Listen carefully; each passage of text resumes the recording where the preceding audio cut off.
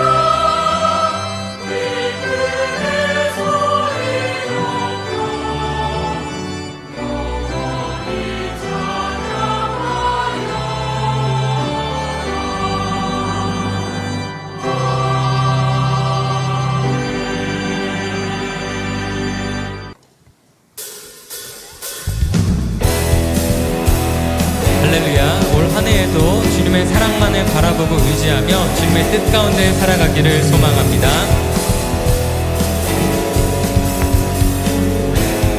옳은 길을 따르라, 옳은 길 따르라. 의의 길을, 세계 만민을 참된 길, 이 길 따라서 살기를 온 세계에 전하세.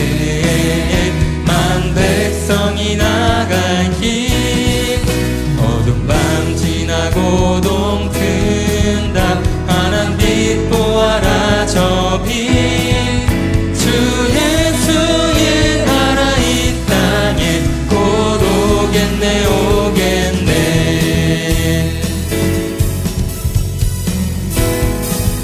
주 예수 따르라, 주 예수 따르라. 승리의 주, 세계 만민이 나아갈 길과 진리요 참 생명, 대창검을 부수고 다 따르라 화평화.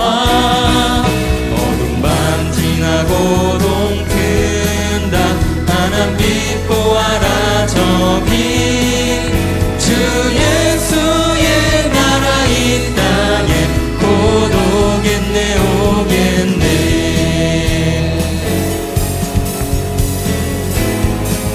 놀라운 이 소식, 놀라운 이 소식 알리어라. 세계 만민을 구하려 내 주 예수를 보내신 참 사랑의 하나님.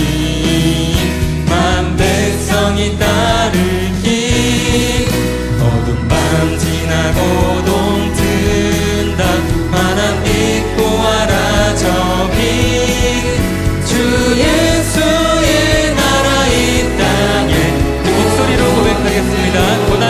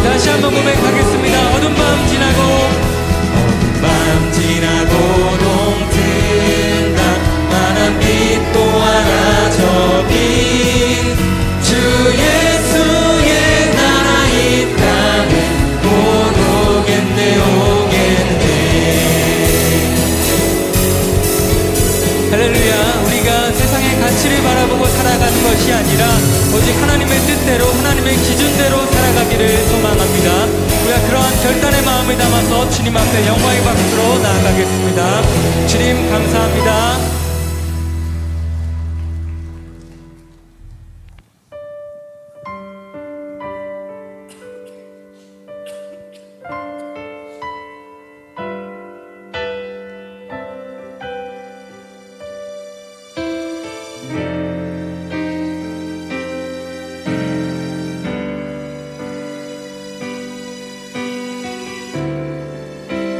함께 찬양하겠습니다. 내 마음의 주를 향한 사랑이.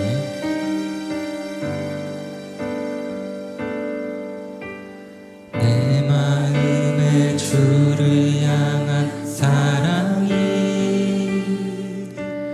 나의 마른 주가 주신 진리로 나의 눈엔 주의 눈물 채워주소서.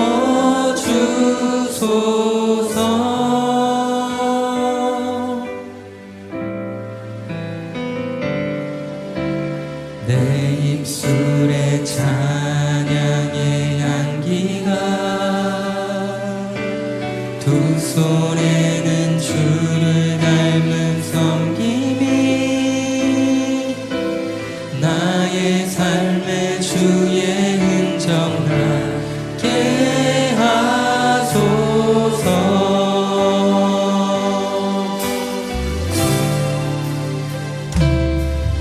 하나님의 사랑이 영원히 함께하리. 십자가의 길을 걷는 자에게 순교자의 삶을 사는 이에게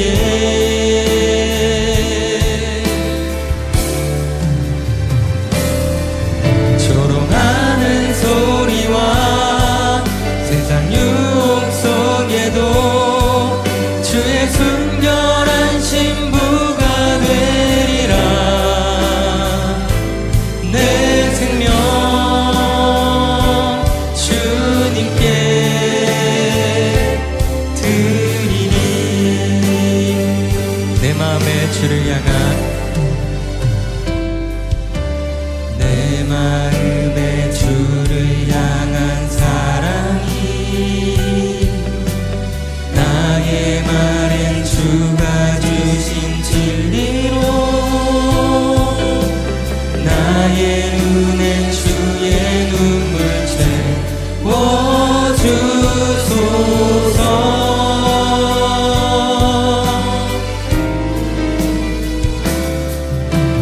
내 입술에 찬양의 향기가 두 손에는 주를 닮은 섬김이 나의 삶의 주의 흔적 나게 하소서. 하나님의 사랑이 하나님의 사랑이 영원히 함께하리. 십자가의 길을 걷는 자에게 순교자의 삶을 사는 이에게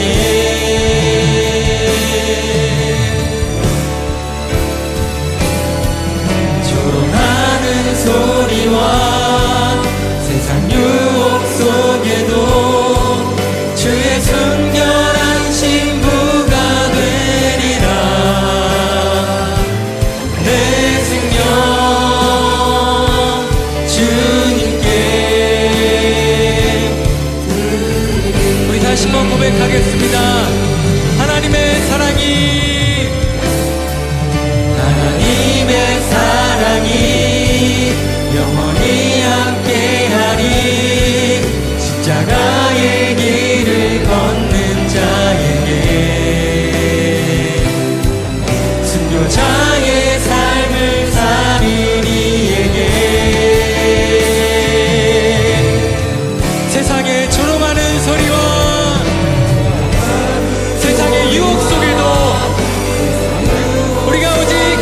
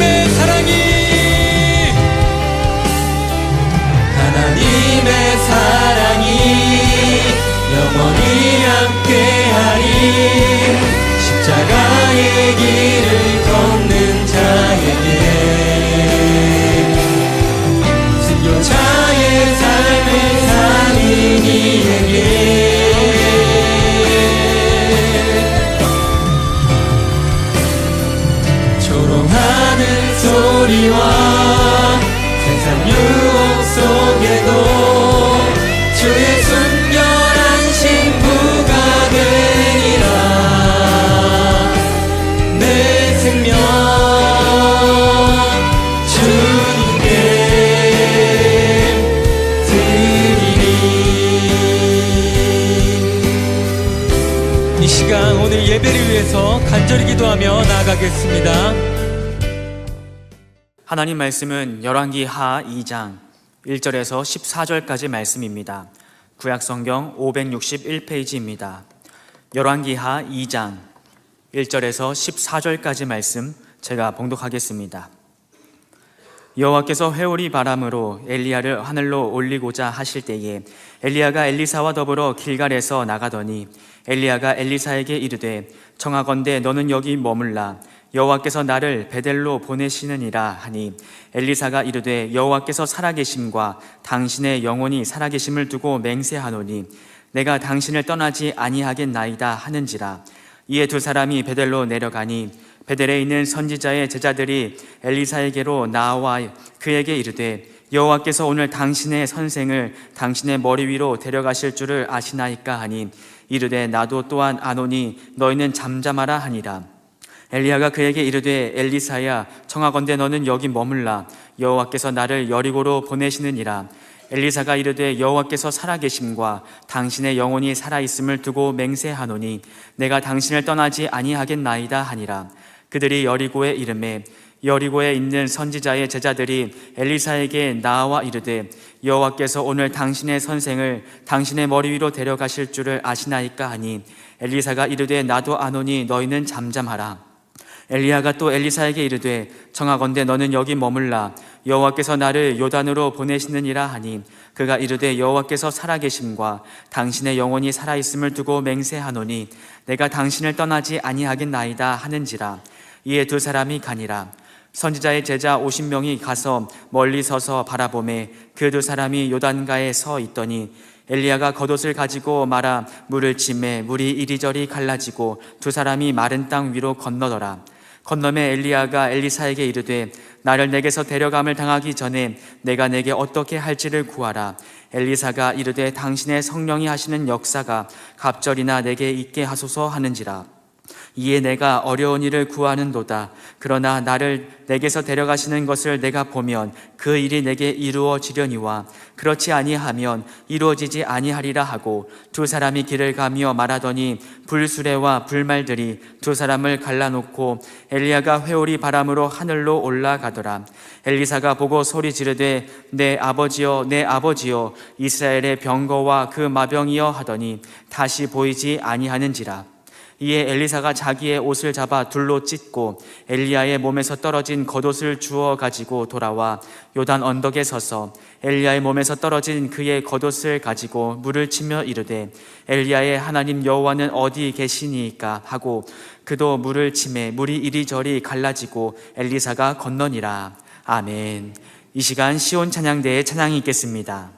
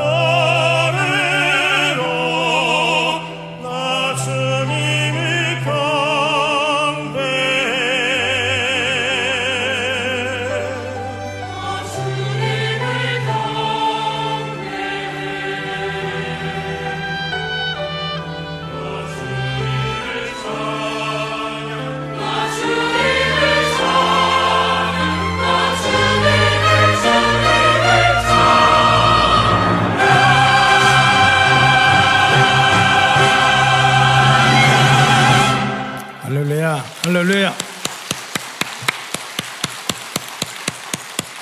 오늘은 본문 말씀을 중심으로 해서 2020년도 6년 교회의 표어가 영어로는 Raising Disciples Following Jesus입니다. 예수 제자를 잘 키워서 Following Jesus, 예수님을 따라가는 그런 삶을 살자 하는 제목으로 교회 표어가 훈련된 예수 제자를 세우는 교회, 이게 교회의 표어입니다. 그래서 오늘은 2026년도 교회 표어인 훈련된 예수 제자를 세워가는 교회라는 제목으로 함께 은혜를 나누도록 하겠습니다. 예수님은 30살부터 33살까지 3년 동안 공생애, 즉 하나님의 구원 역사를 이루는 공생애를 사셨습니다. 30살까지는 아버지가 목수였는데 목수의 아버지 일을 돕는 일을 하다가 30살부터는 이제 하나님의 구원 역사를 시작하면서 정말 바쁘고 힘든 그런 사역을 감당하셨습니다.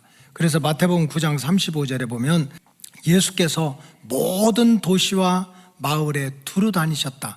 무슨 예수님이 앉아서 기도만 하고 책만 쓰고 글만 쓰고 이런 것이 아니고 가정에서 가정으로, 마을에서 마을로, 도시에서 도시로 두루 다니시면서 그들의 회당에서 가르치시고 또 천국 복음을 전파하셨고 모든 병과 약한 것을 고치시면서 하나님의 구원 역사를 보여주시고 체험하게 했습니다. 그래서 마가복음 3장 20절에 보니까 예수님이 너무너무 열심히 정말 1분 1초를 아깝게 가르치고 천국 복음을 전하고 또 마음이 상한 자, 육신이 약한 자를 고쳐주고 일용할 양식을 해결해주고 하면서 얼마나 바쁘셨는지 마가복음 3장 20절에 보면 식사할 겨를도 없이 바쁘게 행하셨다, 이렇게 기록되어 있어요. 식사할 틈도 없이. 근데 이렇게 피곤하고 바쁘게 사역을 하셨던 예수님이 그냥 저녁이 되고 하면 뭐 일찍 주무시고 늦게 일어나고 이런 것이 아니고 마가복음 1장 35절에 보니까 새벽 아직도 밝기 전에 예수께서 일어나서 나가서 한적한 곳에 가서 거기서 또 기도했다는 거예요. 하나님, 내가 오늘 병든 자 고치고 귀신 쫓아내고 하나님 나라의 비밀을 전파해야 되는데 하나님 나한테 도와달라고 그렇게 기도를 하시고, 그러고서 하루 종일 식사할 틈도 없이 하나님의 구원 사역을 행하셨는데 누가복음 6장 12절에 보니까 이때 예수께서 기도하시러 산으로 가사 밤이 새도록, 그렇게 낮에 바쁘신 예수님이 밤이 새도록 하나님께 기도하시고 하는 말씀이 있습니다. 예수님은 이렇게 바쁘게 사역하시는 동안에 예수님께서 그렇게 바쁘신데도 가장 중요하게 생각했던 사역이 있습니다. 그것은 바로 하나님의 구원 역사를 이루기 위해서 혼자 하지 않으시고 혼자 동서남북 뛰어다니시지 않으시고 제자를 세워서 그들을 훈련시키는 이 제자 훈련 사역에 예수님은 최선을 다했습니다. 그 복음서에 보니까 예수님은 저 예루살렘에서 배부르고 등 따시고 혈통 좋고 공부 많이 하고 뭐 이런 사람이 아니라 갈릴리 주변에서 고기 잡고 포도 농사 짓고 소떼 양떼 키우는 그런 세상적으로 보면 초라한 젊은이들을 12명을 불러가지고 택해서 우리가 하나님의 나라를 세워가자 하고 제자 훈련을 시작하셨어요. 그래서 3년 동안 동거동락 하시면서 제자들을 말씀과 기도로 양육했습니다. 그냥 책상에 앉아서 교실 안에서만 가르친 것이 아니고 어느 날은 제자들을 데리고 산으로 올라가서 먼저 복 있는 사람이 돼야 된다. 심령이 가난해야 복 있는 사람이 되고 온유해야 천국을 맛볼 수 있다. 그 제자들을 산으로 데려가서 팔복으로 산상수훈으로 말씀으로 양육하고 훈련하는 일을 했습니다. 그런가 하면 어느 날은 광야에 가가지고 5,000명이나 되는 여자와 어린아이를 빼고 5,000명이나 되는 무리들이 있는 그 광야로 가서 보리떡 5개와 물고기 2마리로 5,000명을 먹이고 12강줄이가 남는 기적을 행하시면서 예수님은 죽고 난 다음엔 천국 가고 그런 구원의 역사를 이룬 것이 아니라 이 땅에서부터 일용할 양식, 때는 저물고 가진 것은 없고 먹을 것이 없는 그들에게 일용할 양식까지를 채워주시는 분이 예수님이다 하는 것을 보여주시고 또 체험하기 위해서 광야에서 또 양육하고 훈련하시기도 했어요. 어느 날은 예수님이 제자들에게 우리 배를 타고 저 멀리 이제 갈릴리 호수를 건너가자. 이 갈릴리가 호수인데 사실은 바다처럼 넓습니다. 그래서 이제 예수님이 갈릴리를 건너가자고 하면서 배에 타시고 예수님은 뱃머리에서 이렇게 주무시는 거예요. 근데 이제 저쪽 끝에서 막 풍랑이 일어나니까 이 갈릴리는 말이 바다지 실제로 가보면 호수거든요. 그러니까 이 큰 그릇 같은 데서 물이 흔들리니까 어떻게 되겠습니까? 바다와는 달라요. 막 좌충우돌로 배가 흔들리게 되니까 제자들이 난리가 난 거예요. 큰일 났다고, 배가 부서지겠다고, 이래다가 빠져 죽겠다고 제자들이 아우성을 치는 거예요.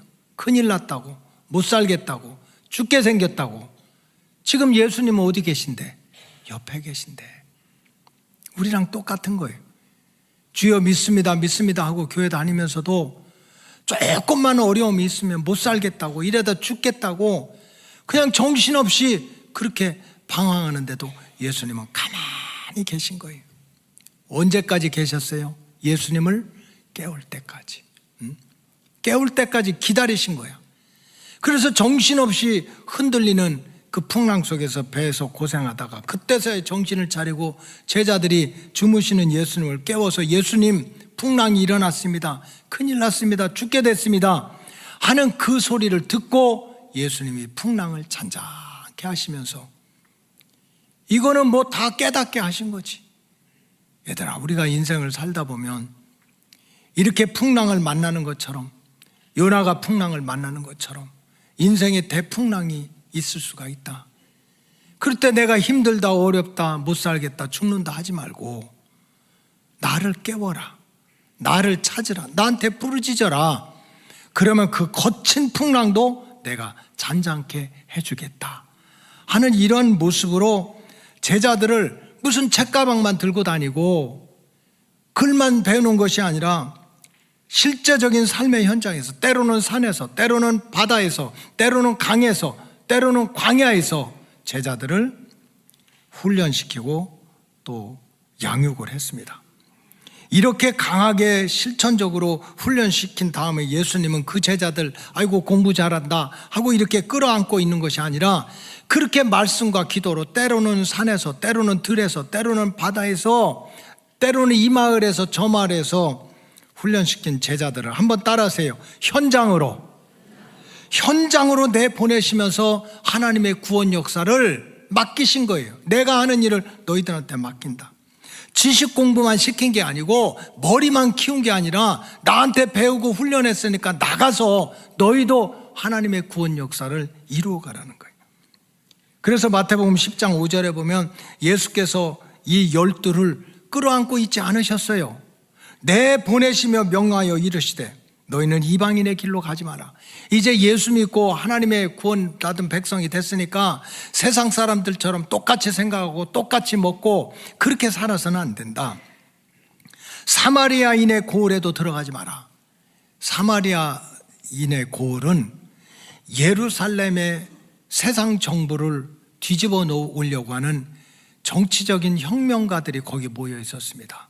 세상 뒤집어져야 된다. 뭐 제사장들, 또 로마 세력이 와서 우리를 지배하고 있는데 못 살겠다.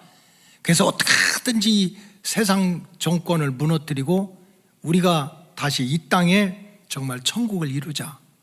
그런 사람들이 결국 세상적인 나라, 왕국을 혁명적으로 꿈꾸던 사람들이 모여있던 게 사마리아인이었습니다. 그런데 예수님은 거기도 가지 말라는 거예요. 우리가 세상에서 힘들고 어렵지만 우리가 꿈꾸고 소망하는 것은 세상 천국이 아니라 하늘의 천국이다. 하나님의 왕국이다. 그래서 이 말씀을 하시면서 6절에 보니까 오히려 이스라엘 집에 어린 양의 기교로 찾아가라. 저와 여러분들은 성경적으로 말하면 하나님의 어린 양이고 하나님의 아들, 딸입니다. 근데 어느 순간에 하나님이 없다 하고 그저 내 인생 내 거라고 내 맘대로 살다 보니까 하나님의 품에서 에덴 동산에서 쫓겨나가지고 가시덩굴과 엉겅퀴로 고생하고 뱀한테 쫓겨다니고 하는 잃어버린 양이 된 거예요. 양이 목자를 잃어버리고 들판에서 헤매면 어떻게 되겠습니까? 들짐승한테 쫓기든지 구덩이에 빠지든지. 이런 어린 양을 찾아가지고 하나님의 품으로 다시 데려오라는 거예요. 그러면서 가서 8절에 병든 자는 고쳐주며 죽은 자를 살려내며 나병한 자를 깨끗이 하고 귀신을 쫓아내면서 하나님의 구원 역사를, 나한테 보고 배운 구원의 역사를 너희들도 가서 행하라는 거예요. 행하라. 예수님의 제자들한테 예수님이 그렇게 말씀하셨어요. 품에만 끌어안지 않으시고 현장으로 보내가지고 제자의 삶을 살으라고 했습니다. 여러분, 성경에서 말하는 제자, 마테테스, 또 디사이플이라고 하는 것은 무슨 뜻이냐면은 제자란 예수님께 택함 받은 사람입니다.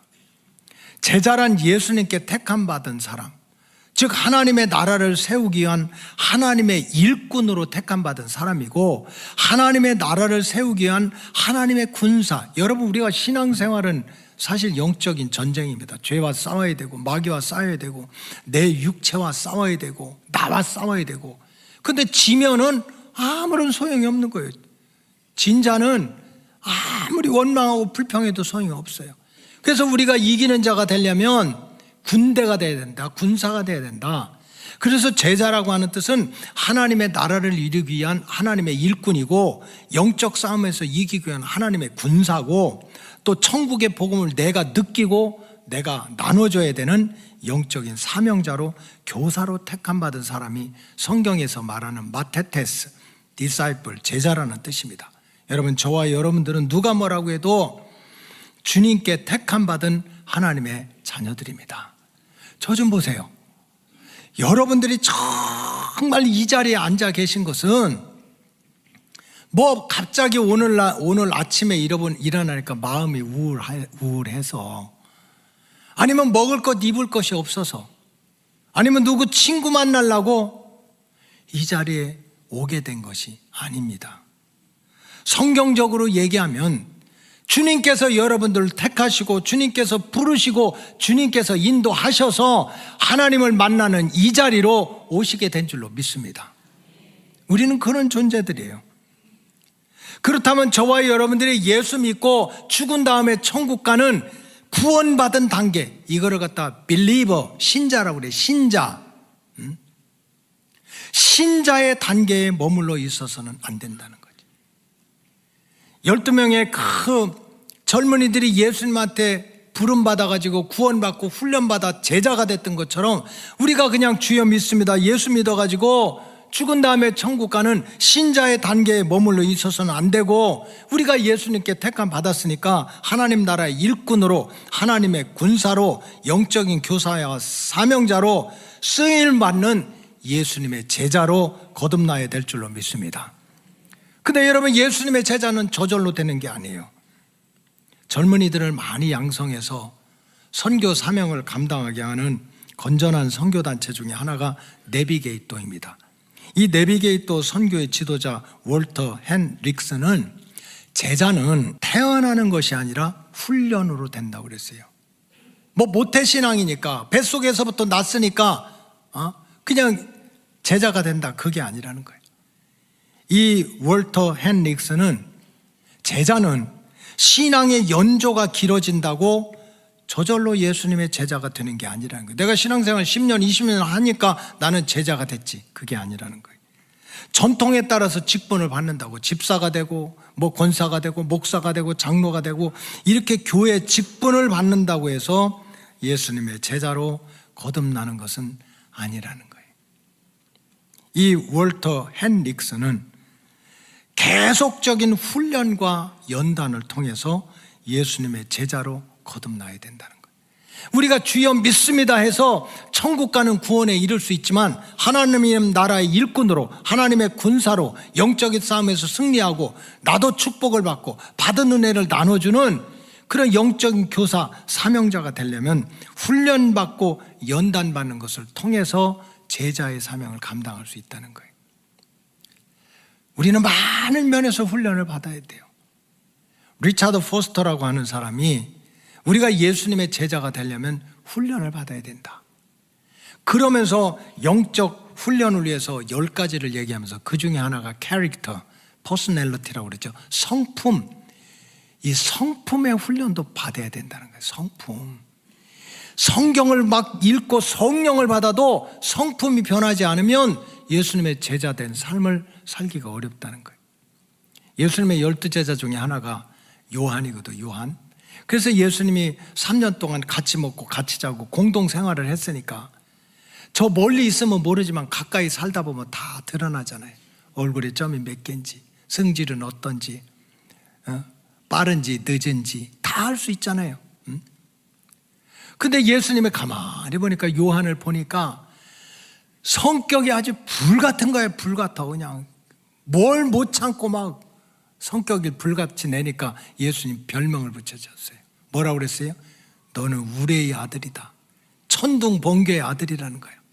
뭐만 있으면 그냥 빠바바박 불이 떨어지고 막 천둥 번개의 아들이다. 그게 요한이었습니다.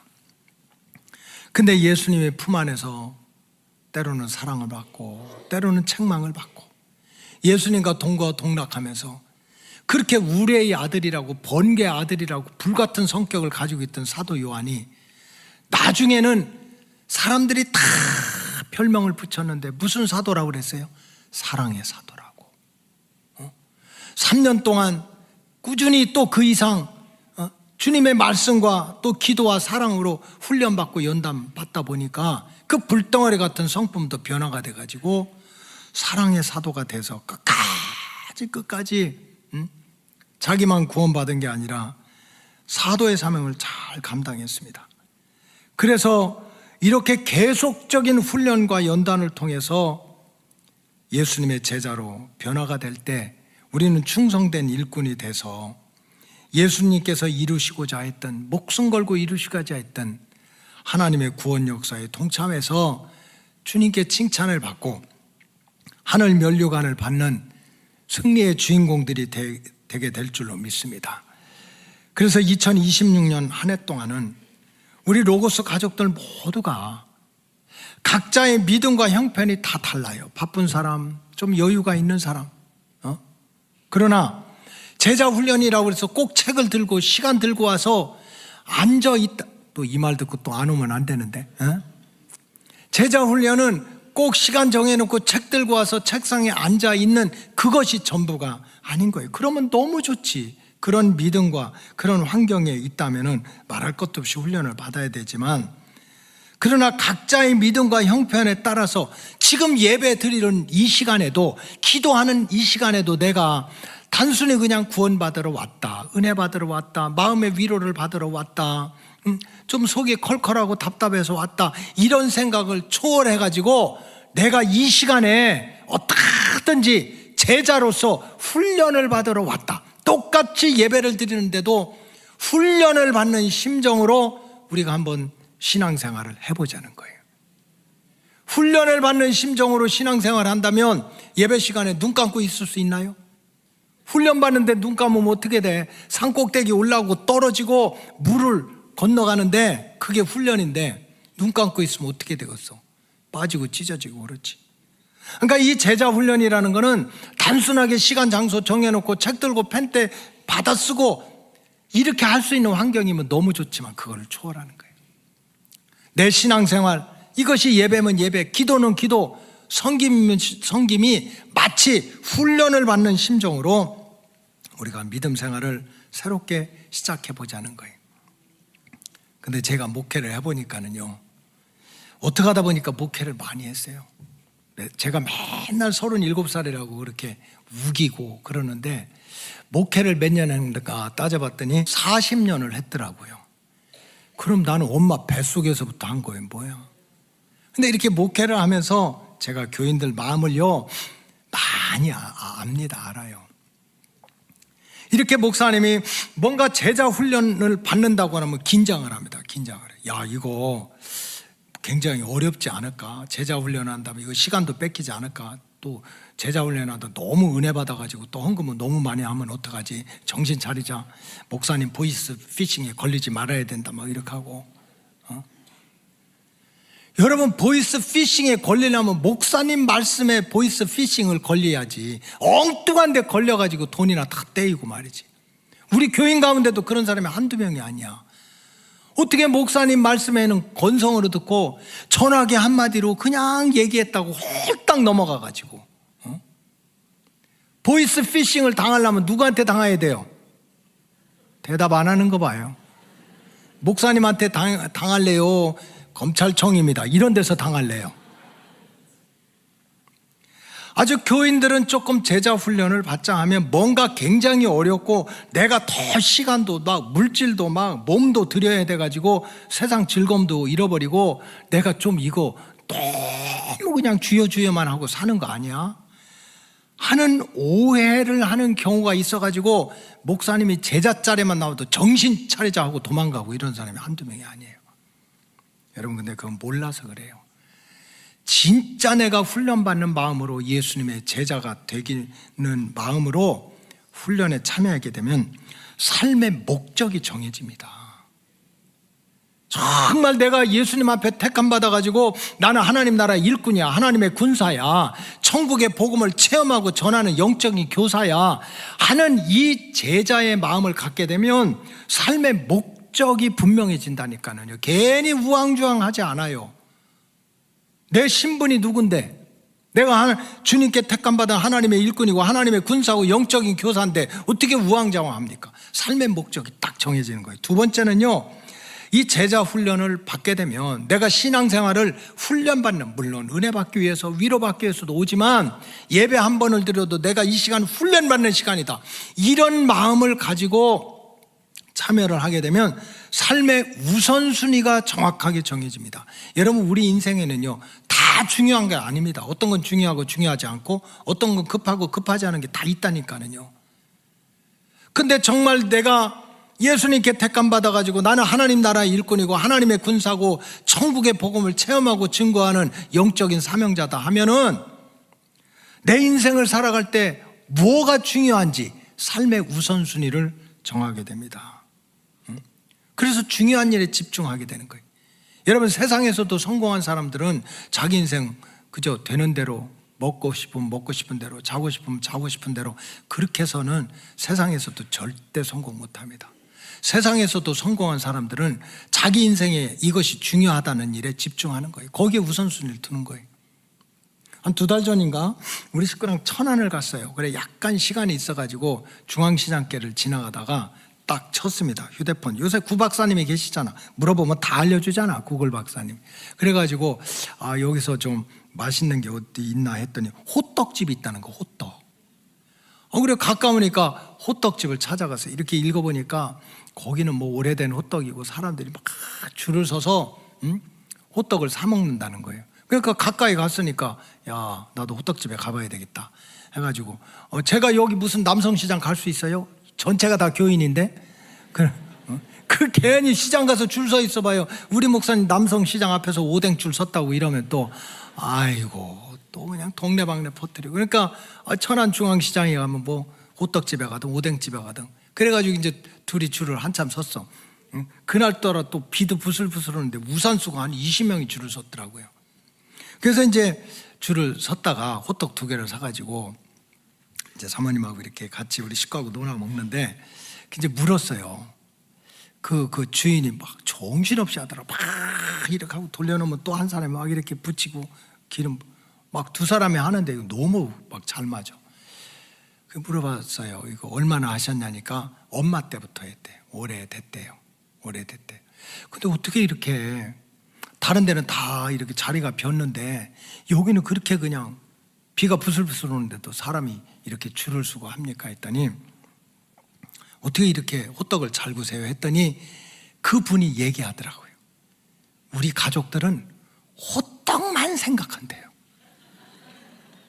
엄마 때부터 지금까지 앉으면 호떡 얘기하고, 일어서면 호떡 생각하고, 꿈에도 호떡 생각하고, 뭐 옆집에서 개떡이 맛있다, 뒷집에서 찰떡이 맛있다 해도 전혀 신경 안 쓰고 오로지 뭐만 생각해요? 호떡만 생각했대. 왜? 호떡이 중요하니까. 호떡집에서 뭐가 중요해요? 오뎅이 중요해요? 다시 얘기할게요. 처음부터 못 알아들어가지고, 호떡집에서 뭐가 중요하냐고. 호떡이 중요한 거예요. 호떡이. 그러니까 그 중요한 일에 집중하다 보니까, 중요한 일에 우선순위를 둬다 보니까 사람들이 와서 개떡이 맛있다, 찰떡이 맛있다, 무슨 버무리가 맛있다, 제주도 무슨 떡이지? 오메기 떡이 맛있다, 저 강원도에 무슨 떡? 감자떡이 맛있다.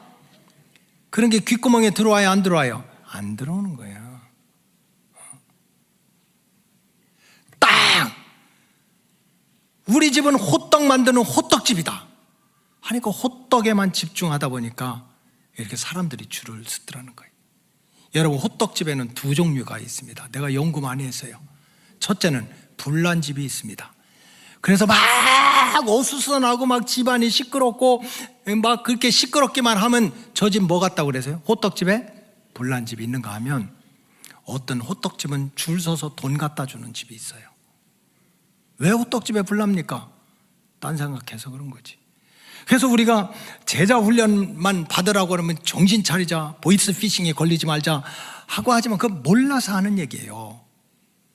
내가 예수님께 택감 받아서 내가 하나님 나라의 일꾼이고, 내가 하나님 나라의 군사고, 하나님의 복음을 체험하고 증거하는 나는 교사야 하는 사명을 갖게 되면 목적이 분명해지고, 그 다음에 내 삶이 정리가 되는 거예요. 우선순위가 결정되는 거예요. 뭐가 중요한지. 그 다음에 세 번째로 되는 게, 그래서 기본적인 삶의 패턴이 만들어집니다. 패턴. 이걸 갖다 영어로는 루틴이라고. 루틴. R-O-U-T-I-A-N. T-I-N이, 루틴은 뭐냐면 기본적인 패턴입니다. 삶이 흐트러지지 않아요. 여러분, 왜 사고 납니까? 왜 곁길로 갑니까? 패턴이 없어서 그런 거예요. 비행기가 떨어지는 건 항로를 벗어나서 그렇고요, 배가 암초에 부닥치는 것은 회로를 벗어나서 그래요. 자동차들이 중앙선을 넘어가면 노선을 벗어나니까 사고가 생기는 겁니다. 내가 제자 훈련을 통해 가지고 삶의 목적이 분명하고 우선순위가 정해지면 루틴, 내 삶의 패턴이 정해져요. 그게 곁길로 가지 않습니다. 사고 나지 않는 거예요. 다른 생각하지 않는 거예요. 우리 교회에서 있는 일이니까 아는 분들은 알고 뭐 그분을 무조건 칭찬하고 높이고 그런 게 아니에요. 제가 여기 와서 이제 만 17년이 되는데, 지금부터 17년 동안 이렇게 보는 동안 한 분 성도님이요 가장 변함이 없어요. 지금까지 변함이 없어. 비가 오나 눈이 오나 변함이 없어. 그저 우리 교회에 새벽이 되면 제일 먼저 오셔서 자리를 앉아 계셔. 항상 비가 오나 눈이 오나 1년 365일. 그분은 항상 걱정하시는 게, 목사님 빠지는 걸 걱정이야. 자기는 안 빠져. 이걸 갖다 어려운 말로 징그럽다고 하는 거야. 아주 징그럽게 자리를 지켜요. 그리고 뭐냐면 이분은 사업을 하시는데 그저 호떡 팔았다, 개떡 팔았다, 오메기떡 팔았다 하지 않고 오로지 자기가 하는 일을 거기 하나에다가 집중을 하세요. 하다 보면 망할 때도 있고 흥할 때도 있지. 사업이 항상 성공합니까? 옛날에 들어보니까 다 날아갔을 때도 있었대요. 근데 지금은 너무 복을 많이 받으셨어요. 그리고 또한 그렇게 열심히 해서 돈을 많이 버셔가지고 틈만 있으면 어떻게 하면 교회를 위해서, 하나님을 위해서 드릴까 하고 열심히 드려요. 그게 그냥 계속되는 거야. 루틴이야. 그리고 저녁 한 7시 반이나 8시나 이렇게 되면 예배 없는 날에 보면 꼭 내일 모레 이제 80 될 사람이 자전거 딱 끌고 모자 쓰고 운동하러 나가는 거를 몇 년 동안 계속해요? 17년 동안 제 눈으로 보니까 계속하고 있더라고. 그래서 그분이 사업이 망합니까? 신앙이 흐트립니까? 교인들한테 무시를 당합니까? 결국은 이 루틴, 내 신앙의 루틴이 정해지니까 딴 길로 가지 않고 벗어나지 않으니까 사고 날 길도 없고 시험 들 기회도 없으니까 결국 영육간의 생활에서 은혜를 받고 축복을 받고 사명을 감당하는 제자의 삶을 살아가고 있는 것입니다. 저는 2026년 한 해 동안 우리 로고스 가족들이 훈련받는 심정으로 신앙생활을 새롭게 시작하기를 주의 이름으로 축원합니다. 물론 우리는 때로는 마음이 아파서, 때로는 너무 힘들어서 위로도 받고 사랑도 받고, 하나님 앞에 와서 울고, 목사님 앞에 와서 울고, 또 서로 간에 위로를 받고 하기 위해서 우리가 신앙생활도 하지만 그것으로 맞춰서는 안 된다는 거지. 이제 정말 무슨 시간 정해놓고 책 들고 다니는 것이 훈련의 전부라고 생각하지 말고 예배드리는 이 한 시간만이라도 내가 훈련받는 마음으로 기본적인 신앙의 루틴, 삶의 패턴이 정해지기 위해서 내 신앙생활을 새롭게 해야 되겠다. 이런 마음으로 새해를 시작했으면 좋겠습니다. 영적인 성장을 위해서는 여러분 복잡하게 막 성경 100번 읽고 산에 가서 기도하다가 막 불받을 생각하고 그런 거 하지 마세요. 나는 정말 교회 생활하면서 싫은 사람이 있어. 맨날 교회 와서 사는 사람이 있어. 나 싫어요. 왜 이렇게 교회 와서 살아? 기본만 지키세요. 기본. 주일 낮예배 드리고. 어떻게 주일 낮예배만 드려? 벌써 알고 눈치채고 그러지 말고 저녁 예배 드리고. 그리고 어떻게 일주일 쌩쌩하게 그냥 갑니까? 수요일 날 와서 점 찍고. 그리고 기도할 제목이 얼마나 많은데 맨날 연속곡만 보고 금요일 날 와서 주여 주여 하고 기도하고 그냥 매일 새벽에 일어나서 살살 교회 한번 다녀가는 게 그렇게 힘들어요? 기본만 지키라고. 근데 그것도 오늘 내가 다 깎아줄 거야. 다 깎아줄 거. 디스카운트. 얼마나 목사님이 사랑이 많은데. 그래서 여러분들이 영적인 성장을 위해서 한 가지, 주의를 성수하자. 주의를 성수하자. 그 다음에 정말 청년들이 40-50명이 같이 은혜 받자고 찬양하는데 한 달에 한 번 금요 기도회 하자는 거야. 전금찬이야 그게. 그 전금찬 왜 싫어하니까 전자가 들어가서 싫대요. 아주 뭐 전중구, 전도, 전교인 그래 전자가 싫대. 월삭 기도 한 달에 한 번 새벽 기도 매주 첫 주 토요일 날. 여러분 신앙생활은 마음도 중요하지만 몸으로 해야 되거든요. 그래서 내가 훈련받는다는 심정으로 한번 해보자는 거예요. 자, 옆 사람 보고 얘기하세요. 주일 성수하고 서로 보고 하라고. 주일 성수하고 전금찬하고 월삭 기도 해야 되는데 이것도 안 하면 인간도 아니다. 우리가 마음도 중요하지만 훈련은 몸으로 해야 되거든요. 그 다음에 하나님은 정말 저와 여러분들이 성경 보세요. 처음부터 끝까지 하나님은 자기 자녀를 복을 주시기를 원한대. 근데 복도 많이 있잖아요. 건강의 복도 받아야 되고 물질의 복도 받아야 되고. 한번 우리가 훈련받는 심정으로 해보자는 거지. 여러분 물질의 복을 받기 위해서는요 11조 생활 잘 하셔야 돼요. 선교 헌금도 잘 드리셔야 돼요. 어떻게 하든지 틈만 있으면 감사의 조건을 찾아서 드려야 돼요. 이건 씨를 뿌리는 거야. 이거 모르는 사람이 어디가 있겠어요? 한번 훈련받는 심정으로 영적인 성장을 위해서 주일 성수와 전금찬과 월삭 기도를 한번 내가 도전을 하고 물질의 축복을 위해서 11조 생활과 선교 헌금과 감사 헌금에 내가 도전을 하고 그렇게 가지고 좀 훈련받는 모습으로 믿음 생활을 다시 하자는 겁니다. 성경과 기독교 역사에서 귀하고 복되게 쓰임받는 분들은 한결같이 훈련과 연단을 통해서 예수님의 제자로 영적인 사명자로 쓰임 받았어요. 여호수아는 모세를 통해서 강하게 훈련을 받았기 때문에 약속의 땅, 가나안 땅을 정복할 수 있었고, 엘리사는 엘리야한테 강하게 훈련을 받았기 때문에 엘리야의 겉옷을 물려받아 가지고 그것으로 요단강이 되니까 요단강이 갈라지는 갑절의 능력을 받는 주인공이 됐습니다. 신약시대 디모데와 같은 그 젊은이는 사도 바울을 만나 가지고 사랑과 말씀으로 참 훈련을 받아서 초대교회의 가장 귀한 목회자로 쓰임을 받았던 거예요.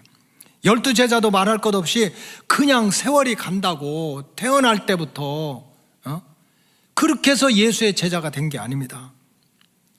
예수님께 직접 훈련받고 연단받으면서 훈련된 예수 제자로 변화되었기 때문에 능력 있는 사도들이 됐어요. 오늘 읽은 엘리야와 엘리사의 역사가 바로 그런 내용입니다. 엘리사가 어떻게 엘리야한테 훈련을 잘 받아가지고 정말 갑절의 능력을 받았는지, 훈련된 제자가 어떻게 만들어지는지 하는 것을 보여주는 게 오늘 읽은 본문의 내용입니다. 그래서 우리가 훈련된 제자가 되기 위해서 오늘 본문을 통해서 4가지 간단한 영적인 원칙을 제가 여러분들한테 알려드리려고 그래요. 여러분들이 그냥 교회만 왔다 갔다 하는 게 아니라 내가 정말 예수님께 택함 받았으니까, 나는 하나님의 일꾼이니까, 하나님의 군사니까, 영적인 사명자니까, 이건 그냥 되는 게 아니잖아요. 훈련을 통해서 된다고 그러는데, 훈련된 예수의 제자가 되기 위해서 지켜야 될 4가지 영적인 법칙인데, 첫째는 계승의 원칙입니다. 계승은 물려받는다는 거예요. 오늘 본문에 보면 엘리사가 엘리야를 끝까지 쫓아갑니다. 엘리야가 길갈로 가면 길갈로, 베델로 가면 베델로, 여리고로 가면 여리고로, 또 요단강으로 가면 요단강으로 끝까지 쫓아가는 거예요. 왜 그렇습니까? 밥 얻어 먹으려고, 떡 얻어 먹으려고 그렇게 쫓아간 게 아닙니다. 이 엘리야라고 하는 선생님한테 배워야 될 진리가 있는 거예요. 물려받아야 될 능력이 있는 거예요. 받아야 될 사명이 있는 거예요. 그래서 어떻게든지 엘리사는 엘리야한테 진리를 받고 능력을 받고 사명을 받기 위해서 쫓아갔던 거예요. 여러분, 훈련된 제자는 제자가 되기 위해서는 자기 마음대로 자기 생각대로 말하고 행동하면 절대로 훈련된 제자가 될 수 없어요. 훈련된 제자가 되려면 스승에게 그 스승의 뜻이 무엇인지, 목적이 뭔지를 나도 물려받아야 되겠다. 자기 마음대로 생각하고 말하고 행동하면 훈련된 제자가 될 수 없어요. 예수의 제자가 될 수 없다는 거예요. 내가 시간마다 부르거든요. 김재환 목사님. 김재환 목사님이 저를 만나기 얼마나 됐어요? 중학교 때 만났으니까 몇 년 만난 거예요 지금? 우리의 만남은 언제부터지? 우리의 만남은 우연이 아니었잖아, 그지? 그 옛날에 사진 보니까 중고등학생들이 이제 저랑 이렇게 있는데, 제 옆구리에 찰싹 붙어가지고 있더라고. 보니까 그 김재환, 제 주변에 바짝 붙어있던 그 남자애들이 그 중에 4명이 다 목사가 됐어요. 목사가 됐어. 근데 만약에 김재환 목사님이, 잘 들어, 설교하고 교회를 가르치는데, 교인들을 가르치고 신방도 하고 하는데 목사님하고 전혀 다른 얘기를 해. 말하는 것도 그렇고, 생각하는 것도 그렇고, 가르치는 것도 그렇고, 평소에 목사님이 가르치고 설교하는 거하고 전혀 다른 얘기를 하고 있어. 그러면 돼요, 안 돼요? 여러분들 가운데 큰일 났다, 김재환 목사님 딴소리하고 다닌단다 해가지고 또 오만 군데 안 그러지. 여러분, 저도 목회를 40년 했다고 그랬잖아요. 신학교에서 정말 풀타임으로 5년 가르치고 근데 같은 교회에서 같은 말씀으로 가르치고 훈련시키고 같이 기도하고 같이 목회 세미나도 가르치는데 계속 딴 얘기하는 목회자들도 있어요. 자기 생각 얘기하고 자기 책본 얘기하고 자기 얘기 계속 하는 사람이 있어. 김재환 목사가 그렇다는 거 아니에요. 여러분, 오해하면 안 돼. 또 아니라는 것도 아니고. 근데 만약에 그런 사람이 있다면 말은 안 하지만 저는 속으로 생각해요. 너는 내 새끼가 아니다. 너는 내 제자가 아니다. 이렇게 생각합니다. 우리가 성경대로 신앙생활 하자는 거예요.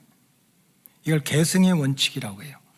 우리가 예수님의 훈련된 제자가 되려면 다른 데로 눈을 돌리면 안 돼요. 뭐 소크라테스가 이렇게 얘기했다, 아리스토텔레스가 이렇게 얘기했다, 부처님이 이렇게 얘기했다, 막스 레닌이 이렇게 얘기했다, 대통령이 이렇게 얘기했다. 그건 지식은 있어도 훈련된 예수의 제자는 될 수 없어요. 우리가 훈련된 예수 제자가 돼서 진짜 하나님의 일꾼으로, 하나님의 군사로 천국을 체험하고 전하는 영적 사명자가 되려면 예수님의 뜻이 뭔지, 예수님의 말씀이 뭔지, 예수님이 원하시는 것이 뭔지 그 예수님께로부터 받은 것을 전해야 됩니다. 이것이 계승의 원칙이에요. 이거를 지킬 때 우리는 예수님께 칭찬받는 제자가 돼서 하나님 나라의 귀한 일꾼으로, 사명자로 쓰임받을 수 있습니다. 두 번째는 임박의 원칙. 좀 어려운 말이지만 임박이라고 하는 뜻은 일이 눈앞에 닥쳤다, 시간이 얼마 남지 않았다, 그런 뜻입니다. 훈련된 제자가 되고자 하는 백성은 임박, 시간이 얼마 남지 않았네, 지금 기회를 놓치면 안 되겠네 하는 그런 심정으로 영적인 훈련을 받아야 돼요. 오늘 본문에 보면 엘리사가 그냥 길갈로 가면 길갈, 베델로 가면 베델, 여리고로 가면 여리고, 요단으로 가면 여리고 악착같이 쫓아갑니다. 그 이유가 뭔 줄 압니까? 엘리야 선생님과 자기가 만날 시간이, 배울 시간이 많지 않다는 거예요. 한마디로 말하면 엘리사는 임박한 마음을 가지고 곧 문을 닫겠는데, 곧 이제 선생님이 천국에 가시게 됐는데, 그런 임박한 그런 심정을 가지고 엘리야를 따라갔던 거예요. 열왕기하 2장 1절에 보면 여호와께서 회오리 바람으로 엘리야를 하늘로 올리시고자 하실 때에, 지금 이제 우리 선생님이 이제 하나님 부르셔서 이제 소천하실 거야, 하나님 나라를 갈 거야. 그러니까 엘리사 입장에 보면 엘리야 선생님이 승천을 하게 되면 더 이상 배울 기회도, 훈련받을 기회도, 사명을 받을 기회도 없잖아요. 그러니까 어떻게든지 기회를 놓치지 않기 위해서 급한 심정으로, 임박한 심정으로 엘리야를 쫓았던 거예요. 그래서 열왕기상 2장 3절 5절에 보면 계속 엘리야 선생님이 승천할 거니까, 엘리야 선생님이 올라갈 거니까, 그 전에 내가 은혜를 받아도, 은사를 받아도, 사명을 받아도 그때 받아야 되겠다, 지금 받아야 되겠다는 임박한 의식을 가지고 엘리야를 따랐습니다. 여러분, 마귀의 가장 교활한 작전은 연기 작전입니다. 연기 작전. 마귀는 절대로 여러분들 마음속에 하지 말라고 안 해요. 절대로 여러분들 이거 구별할 줄 알아야 돼. 마귀는 절대로 하지 말라. 주일 성수 하지 마라, 정금찬 하지 마라, 월삭기도 하지 마라, 뭐 새벽기도 하지 마라, 11조 생활 하지 마라, 제자훈련 받지 마라, 전도도 열심히 하지 마라. 절대도 그렇게 안 해요. 다 하라고 그래요. 다 하라고. 다 하라고 하는데 결정적으로는 언제부터 하라는 거야? 내일부터 하라는 거예요. 내일부터. 마귀가 우리 마음속에 들어와가지고 다 하라는 거예요. 다 하라. 그저 기도해라, 좋지. 찬송바 해라, 좋지. 전도해라, 상 받지. 근데 언제부터 하라는 거야? 내일부터 하라는 거지. 임박 의식을 흐트러 놉니다. 애들 학교 졸업한 다음에 해. 그래도 좀 여유가 생긴 다음에 해. 지금 너 바쁘잖아. 하지 말라는 게 아니야. 이런 말에 붙들려 가지고 훈련된 제자의 길을 걷지 못하는 성도들이 너무 많아요.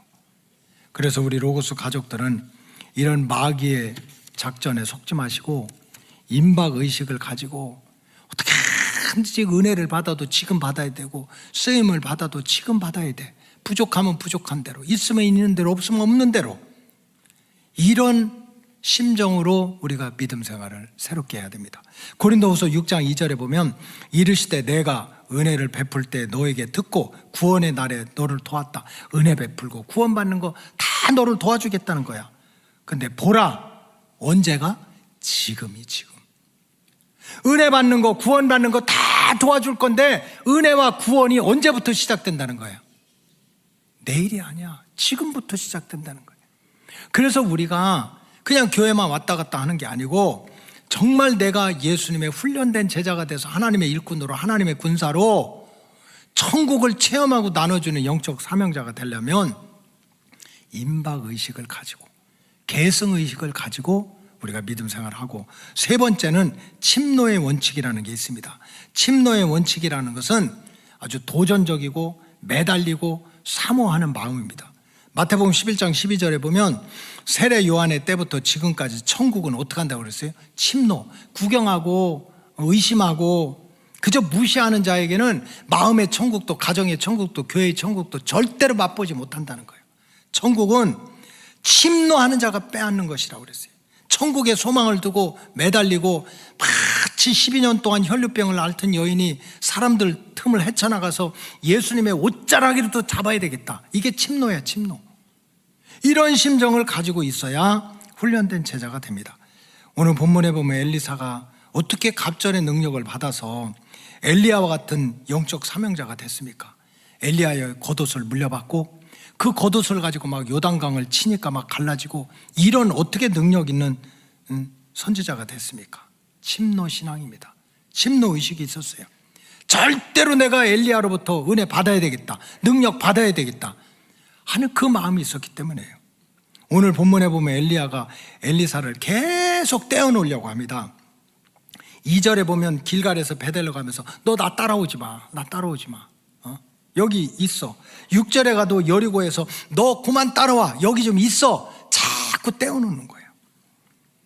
이렇게 떼어놓으려고 할 때 엘리사는 어떻게 응답했습니까? 하나님은 살아계시고 우리 선생님 지금 시퍼렇게 살아계신데 나는 절대로 당신을 떠나지 않겠습니다, 떨어지지 않겠습니다.